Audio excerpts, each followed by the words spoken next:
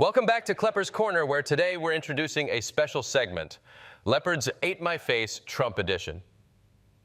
Or, as I like to call it, consequences. That thing Trump voters never expected to encounter. Let's dive right in. Meet this federal contractor and self-described MAGA junkie.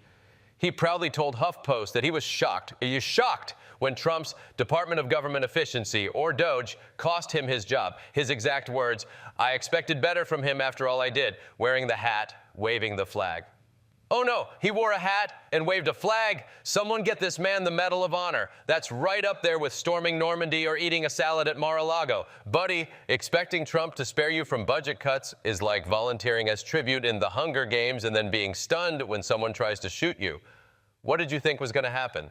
Next, Wisconsin's most loyal Trump voter remains supportive even after ICE detained his own wife, admitting only now it felt personal. That's right, folks. Deporting someone else's spouse? Totally fine.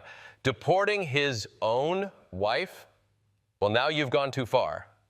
That's like cheering when a tornado blows away your neighbor's house, then getting mad when the twister takes your trampoline. Hey, not my trampoline. I voted for you, Mr. Tornado.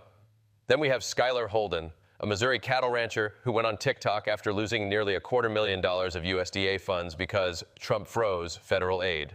Skylar laments, "I thought he'd protect us, not pull the rug out." Skylar, believing Trump would protect farmers, is like hiring Ted Cruz as your Uber driver and being shocked when he takes you straight to Cancun. In Kentucky, Principal Jennifer Blankenship said Trump's education budget cuts were devastating her school. She said, and I quote, "I didn't vote for this." Jennifer, voting for Trump and then being shocked when he cuts school funding is like adopting a shark and complaining it keeps eating all your fish. What? It's a predator? A two-time Trump voter at Veterans Affairs told Business Insider he felt hoodwinked after massive layoffs. Really? Hoodwinked? You elected the ultimate con artist. Being surprised Trump conned you is like watching Titanic and getting mad the boat sinks at the end. Spoilers? Next, a college kid from the Midwest voted Trump and later panicked when Trump's tariffs tanked his family's small business. He actually said, "This chaos isn't what I signed up for." Oh, my sweet summer child. Voting Trump and hating chaos is like attending a Nickelback concert and complaining about the music. You did this to yourself. And in Michigan, Arab Americans for Trump are changing their name after Trump proposed invading Gaza. I guess it finally dawned on them that supporting Trump is like inviting a vampire to a blood drive and wondering why the cookies keep disappearing and also your friends. One Minnesota voter even called Trump the biggest mistake of my life. And that's saying something coming from a state whose biggest culinary export is lutefisk, basically fish-flavored Jell-O. A National Weather Service employee felt betrayed when Trump embraced Project 2025 after promising not to. Yes, folks, he trusted Trump's promises. Sir, expecting Trump to keep a promise is like letting Rudy Giuliani borrow your phone charger. You're never getting it back, and somehow it'll end up at a pawn shop. Then there's Bobby from Texas, annoyed Trump's busy renaming the Gulf and buying Greenland instead of lowering grocery prices. Bobby actually said, it's just kind of crazy. Bobby, just kind of crazy, is the understatement of the year. Voting Trump and hoping he'd lower prices instead of buying random countries is like giving your credit card to a toddler in a candy store and being shocked when they return with diabetes. We also have a Latino voter shocked. Trump's deportation policies weren't limited to criminals. Dude, voting Trump hoping he wouldn't deport people like you is like handing Jason Voorhees a machete and telling him, use it responsibly.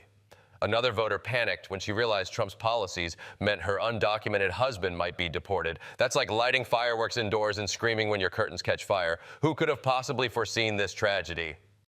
Then there's parents of special needs kids surprised Trump's education cuts affected their children's 504 plans. Voting Trump and being surprised by this is like bringing a snowman to Florida and wondering why Olaf melted before noon. A voter panicked after learning the ACA was Obamacare. Oh boy. Discovering Obamacare is the ACA is like realizing Clark Kent is Superman and then shouting, wait, they're the same guy? Then Grandma got shocked Trump put Dr. Oz in charge of Medicaid. Yeah, Grandma, and next Trump will appoint SpongeBob as Secretary of the Navy. Actually, don't give him ideas. And then there's the MAGA cousins emoji-filled group chat meltdown. Turns out that voting Trump was like playing Monopoly. You start out cocky, end up bankrupt, and then you flip the board, crying. The retiree banking on Social Security is shocked Trump wants cuts. That's like letting your cat babysit your goldfish bowl. You should have seen this coming, Grandpa Nemo. Finally, the Venezuelan voter was shocked Trump targeted temporary protected status. Trusting Trump on immigration is like asking Cruella de Vil to dog-sit your Dalmatians while someone's losing spots tonight. In conclusion, folks, if you vote for the guy promising chaos, don't be surprised when chaos comes knocking. Remember, when the sign says beware of leopards, it doesn't mean they'll politely nibble your neighbor's face and leave you alone. They eat everyone's face equally. That's our show tonight. Tune in next time, and remember, vote responsibly or the leopard gets dessert.